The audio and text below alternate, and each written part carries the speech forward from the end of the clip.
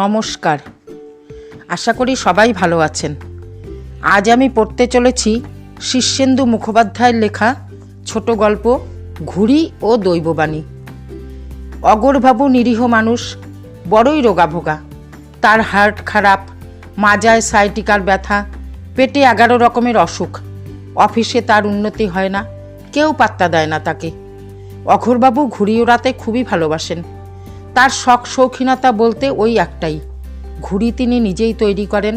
মস্ত মস্ত ঘুড়ি, মোটা সুতো আর মস্ত লাটাই দিয়ে অনেক উপরে ঘুড়ি ভাসিয়ে দেন তিনি। ঘন্টার পর ঘন্টা লাটাই ধরে ঊর্ধ্বমুখ হয়ে বসে থাকেন। সেদিন একটা কাণ্ড হলো। বিকেলবেলা ঘন্টা দুয়েক ঘুড়ি ওড়ানোর পর অন্ধকার হয়ে আসায় লাটাই গুটিয়ে যখন ঘুড়িটা ছাদ থেকে কুড়িয়ে নিচ্ছেন, তখন মনে হলো ঘুড়ির গায়ে একটা কিছু যেন লেখা আছে। ঘরে এসে আলো জেলে দেখলেন সাদা ঘুড়িতে পরিষ্কার গোটা গোটা অক্ষরে বাংলায় লেখা, আগামী 17 তারিখে আপনার মৃত্যু হবে, যদি না একখানা আস্ত গায়ে মাখা সাবান খেয়ে ফেলেন। অঘোরবাবু ঘোরতর অবাক। প্রায় 8 কিলোমিটার উপরে উড়ন্ত ঘুড়ির গায়ে এই বিদঘুটে কথাটা লিখল কে? ভৌতিক কাণ্ড নাকি? মহা ভাবিত হয়ে পড়লেন তিনি। পাশের বাড়িতেই পদার্থবিদ্যার অধ্যাপক পরঞ্জয় প্রামাণিক থাকেন, অঘোরবাবুর ঘনিষ্ঠ বন্ধু। তাকে ডেকে ঘুড়ির গায়ে লেখাটা দেখিয়ে বললেন, এটা কি করে সম্ভব হলো? পরঞ্জয় গম্ভীর হয়ে বললেন, কিছুই বুঝতে পারছি না, তবে সাবানটা খেও না, সাবান খেলে পেট খারাপ হয়, মনে হচ্ছে কেউ রসিকতা করেছে। অঘোরবাবু বললেন, কিন্তু আকাশের অত উপরে কোনো রসিকের তো থাকার কথা নয়, রসিকদের কি আজকাল ডানা গজাচ্ছে? পরঞ্জয় এ প্রশ্নের কোনো সদুত্তর দিতে পারলেন না। অঘোরবাবু হিসেব করে দেখলেন 17 তারিখের আর মোটে 7 দিন বাকি। অনেকক্ষণ ভেবে চিনতে তিনি বাড়ির কাউকে কিছু না বলে বাথরুমে গিয়ে একখানা গায়ে মাখা সাবান অত্যন্ত কষ্ট করে খেয়ে ফেললেন। সাবান যে খেতে এত বিচ্ছিরি তা তার জানা ছিল না। পরঞ্জয়ের কথা অক্ষরে ফলে গেল। পরদিন অঘোরবাবু পেটের গোলমালে একেবারে কাহিল হয়ে পড়লেন। 2 দিন লাগলো বিছানা ছেড়ে উঠতে। বিকেলে তিনি আবার ঘুড়ি ওড়াতে ছাদে উঠলেন এবং যথারীতি লাটাই গোটানোর পর দেখলেন ঘুড়ির গায়ে লেখা রয়েছে, আগামী 17 তারিখে আপনি মারা যাবেন, যদি না কৃষ্ণকুণ্ডুর কান মলে দেন। কৃষ্ণকুণ্ডুর কান মলা অত্যন্ত কঠিন কাজ, কারণ সে হলো এপাড়ার কুখ্যাত গুন্ডা। তার ভয়ে সবাই থরহরি কম্পমান, গায়ে যেমন জোর তেমনি বদমেজাজ। অঘোরবাবু ঘাবড়ে গেলেন, কিন্তু এই অনৈসর্গিক আদেশ অমান্য করতেও তার সাহস হচ্ছে না। 17 তারিখের আর দেরিও নেই। আজ 14 তারিখ। সন্ধ্যের পর তিনি সোজা কৃষ্ণকুণ্ডুর বাড়িতে হাজির হলেন। কৃষ্ণকুণ্ডু তখন একটা মস্ত বড় ছোড়া ধার দিচ্ছিল। তাকে দেখে রক্তচক্ষুতে তাকিয়ে বলল, কি চাই? অঘোরবাবু কাঁপতে কাঁপতে সামনে গিয়ে আচমকা ডান হাত বাড়িয়ে কৃষ্ণকুণ্ডুর বাঁকানটা মলে দিয়েই দৌড় লাগালেন। কিন্তু দৌড়ে পারবেন কেন? কৃষ্ণকুণ্ডু ছুটে এসে ক্যাক করে তার ঘাটটা ধরে নেংটি দূরের মতো শূন্যে তুলে উঠোনে এনে ফেলল। তারপর মুগুরের মতো দুখানা হাতে গদাম গদাম করে ঘুষি মারতে লাগলো। তিনি ঘুষি খেয়ে উপর হয়ে পড়ায় পিঠের উপর একেবারে তবলা লহরার মতো কিল চর ঘুষি পড়তে লাগলো। জীবনে এরকম সাংঘাতিক মার কখনো খাননি অঘোরবাবু। যখন ধুকতে ধুকতে বাড়ি ফিরলেন, তখন তার মনে হচ্ছিল শরীরে একটি হাড়ও আস্ত নেই। মাথা ভোঁ ভোঁ করছে, চোখে অন্ধকার দেখছেন, কানেও কিছু শুনতে পাচ্ছেন না। ফের 2 দিন বিছানায় পড়ে থাকতে হলো। তারপর অঘোরবাবু ফের একদিন বিকেলে ঘুড়ি ওড়ালেন। আজও ঘুড়ি নামিয়ে দেখলেন তাতে লেখা, 17 তারিখে মৃত্যু অবধারিত, যদি না বড় সাহেবের মাথায় ঘোল ঢালতে পারেন। বড় সাহেবের মাথায় ঘোল ঢালার আদেশের চেয়ে মৃত্যুদণ্ডই বোধহয় ভালো, কারণ অঘোরবাবুর অফিসের বড় সাহেব খোদ আমেরিকার রাঙামুখ সাহেব। যেমন রাশভারী তেমনি শৃঙ্খলাপরায়ণ, পান থেকে চুন খসতে দেন না।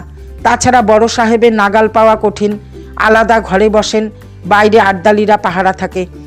কিন্তু ঘুড়ির আদেশ অমান্য করতে সাহস হলো না তার। দোকান থেকে দই আনিয়ে গেলাস ভর্তি ঘোল তৈরি করে একটা ফ্লাক্সে ভরে অফিসে গেলেন অঘোরবাবু। খুবই অন্যমনস্ক, বুকটা দূর দূর করছে। বড়বাবুকে গিয়ে একবার বললেন, বড় সাহেবের সঙ্গে একটু দেখা করতে চাই, ব্যবস্থা করে দেবেন?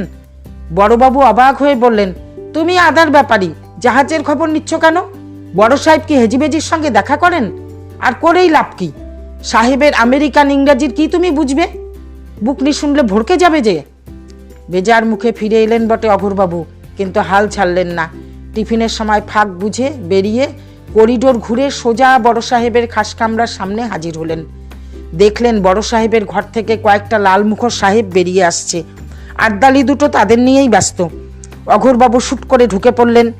বিশাল চেহারার বড় সাহেব মন দিয়ে একটা কাজ করছিলেন। মাথায় মস্ত গোলাপি রঙের টাক। অঘোরবাবুকে দেখে অবাক হয়ে বজ্র গম্ভীর গলায় বললেন, হোয়াট ডু ইউ ওয়ান্ট বাবু? অঘোরবাবু ফ্লাক্সটা খুলে সাহেবের মাথায় হরহর করে ঘোলটা ঢেলে দিলেন। তারপর দৌড়ে বেরিয়ে একেবারে সোজা রাস্তায় নেমে একটা বাসে উঠে পড়লেন। চাকরি তো যাবেই, পুলিশেও ধরতে পারে, তা হোক, তবু এই অনৈসর্গিক ওই আদেশ লঙ্ঘন করেনি বা কী করে? 17 তারিখ এগিয়ে আসছে, আগামীকালই 17 তারিখ। বিকেলে অঘোরবাবু ফের ঘুড়ি ওড়ালেন। অনেকক্ষণ ঘুড়ি ওড়াতে ওড়াতে নানা কথা ভাবছিলেন, বুকটাও দূর দূর করছে।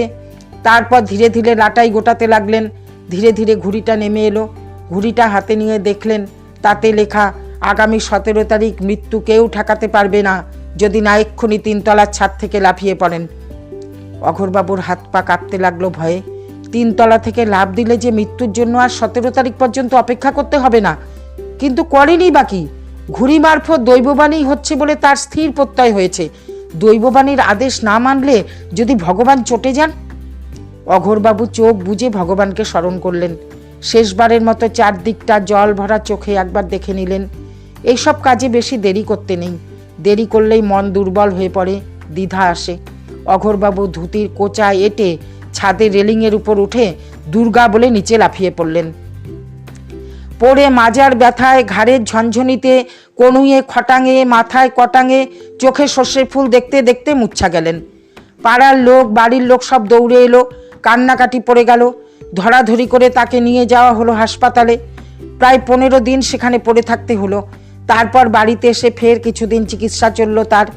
পারিবারিক ডাক্তার অভয়বাবু, তার বন্ধুও বটে। অভয়বাবু কয়েকদিন ধরে নানা রকম পরীক্ষা করার পর একদিন বললেন, বুঝলে অঘোর, একটা আশ্চর্য ব্যাপার ঘটেছে। অঘোরবাবু ভয় খেয়ে বললেন, কি ঘটেছে ভাই?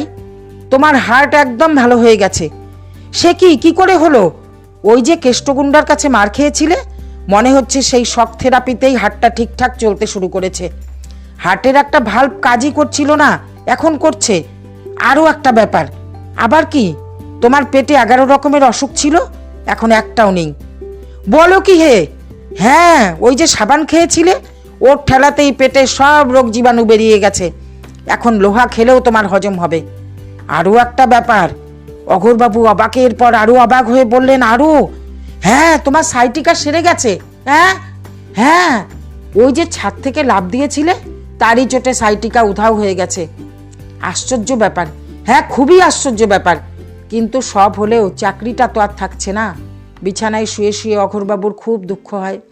দিব্যি বাঁধা চাকরি ছিল। বড় সাহেবের মাথায় ঘোল ঢালার পর আর কোনো আশা নেই। অঘোরবাবু যখন একটু সুস্থ হয়ে উঠে বসেছেন, একটু পায়চারি টাইচারি করতে পারছেন, তখন একদিন সকালবেলা তার বাড়ির সামনে মস্ত একটা গাড়ি এসে থামলো। গাড়ি থেকে এক লাল মুখো বিশাল সাহেব নেমে এলো। অঘোরবাবু বেজায় ঘাবড়ে গেলেন। কিন্তু অল্প বয়সী সাহেবটা এসে তাকে জড়িয়ে ধরে এমন আনন্দ করতে লাগলো যে সেই ভীম আলিঙ্গনে অঘোরবাবুর প্রাণ যায় আর কি। তারপর তাকে ছেড়ে দিয়ে সাহেব বলল, তোমাকে যে কি বলে ধন্যবাদ দেব তা বুঝতে পারছি না। যাকগে, আপাতত তোমাকে 3 গুণ প্রমোশন দিয়ে আমার অ্যাসিস্ট্যান্ট ম্যানেজার করে নিচ্ছি। তোমার 2000 টাকা বেতন বাড়িয়ে দেওয়া হচ্ছে। অফিসে যাতায়াতের জন্য গাড়িও দেওয়া হবে। অঘোরবাবু স্বপ্ন দেখছেন কিনা বুঝতে পারছিলেন না। নিজের গায়ে একটা চিমটি কেটে দেখলেন জেগেই আছেন। তাহলে এসব কি হচ্ছে? সাহেব নিজে থেকেই বলল, তোমার মতো গুণী মানুষ দেখিনি। টাক নিয়ে আমার খুব দুঃখ ছিল। টাকের জন্য কত ওষুধ খেয়েছি, কত চিকিৎসা করেছি, কিছুতেই কিছু হয়নি। কিন্তু তুমি সেদিন আমার মাথায় কি একটা ওষুধ ঢেলে দিয়ে এলে। এই দেখো, এখন আমার মাথা ভর্তি সোনালি চুল। তাই বটে, তাই বটে, ইনি তো বড় সাহেবই বটে। মাথা ভর্তি চুল হওয়ায় এতক্ষণ চিনতে পারেননি অঘোরবাবু। গদগদ হয়ে বললেন, thank you sir, thank you, thank you. নমস্কার।